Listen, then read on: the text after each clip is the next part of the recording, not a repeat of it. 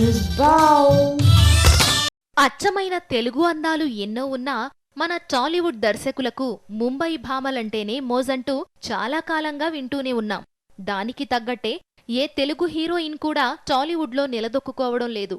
వచ్చిన వాళ్లు వచ్చినట్టే చిన్న చిన్న క్యారెక్టర్లు 1-2 సినిమాల హీరోయిన్లుగా చేసి తెరమరుగవుతున్నారు. తరువాత దుకాణాల ఓపెనింగ్లు, పార్టీలు, పబ్బులకే పరిమితమవుతున్నారు.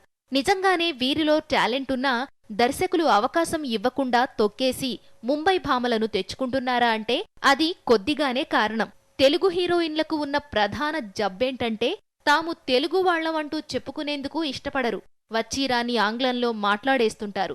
తెలుగు మాట్లాడినా జగదేకవీరుడు అతిలోక సుందరిలో శ్రీదేవి మాటల్లా ఉంటాయి. తమకు అసలు తెలుగంటేనే తెలియదన్నట్టుగా ముద్దుముద్దుగా మాట్లాడాలని ప్రయత్నించి భంగపడుతుంటారు. దీంతో ఉన్నదీ పోయి రానిదీ అబ్బక నానా కష్టాలు పడుతుంటారు. వీరు మాట్లాడే తెలుగు చూస్తే వాంతులు రావడం ఖాయం. పాతతరం తెలుగు హీరోయిన్లు జయసుధ, జయప్రద, వాణిశ్రీ, శ్రీదేవి, శారద లాంటి వాళ్లు తెలుగు భాషపై వాళ్లకున్న పట్టుతోనే పైకెదిగారు. వారిని చూసి ఇతర భాషల వాళ్లు భయపడేలా తమ ముద్రను వేయగలిగారు.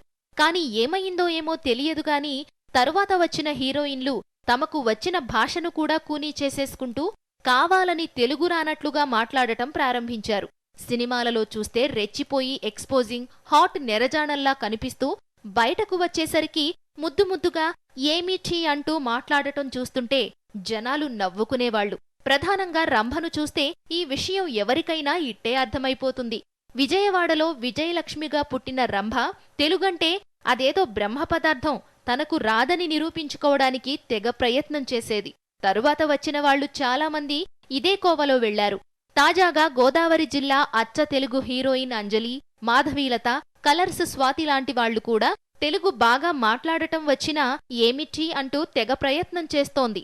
అసలు తెలుగంటేనే తెలియని అనుష్క, తమన్నా, రకుల్ ప్రీత్ సింగ్ లాంటి భామలు తెలుగును దంచేస్తున్న రోజులివి. ఇలాంటి సమయంలో తెలుగొచ్చి నిరూపించుకునేందుకు అవకాశమున్నా ఎందుకీ ముద్దు మాటల గోల అనేది అర్థం కాదు. అదేంటోగాని ఈ తెలుగమ్మాయిలంతా పక్కనే ఉన్న తమిళనాడు, కర్ణాటకకు వెళ్లి ఆ భాషను నేర్చుకుని మరీ ఇరగదీసి నటించేస్తున్నారు. మరి తెలుగుకొచ్చేసరికి ఎందుకీ పైత్యం అనేది అర్థం కాదు. వీళ్ల పైత్యం, ఓవరాక్షన్ చూసి మన దర్శకులు సైతం ఇతర రాష్ట్రాల భామలపై మోజుపడడంలో తప్పేముంది? ఎవరి పైత్యం వారిది మరి.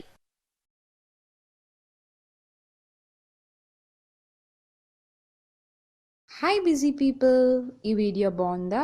మరిన్ని వీడియోస్ కోసం ప్లీజ్ సబ్స్క్రైబ్ న్యూస్ బౌల్.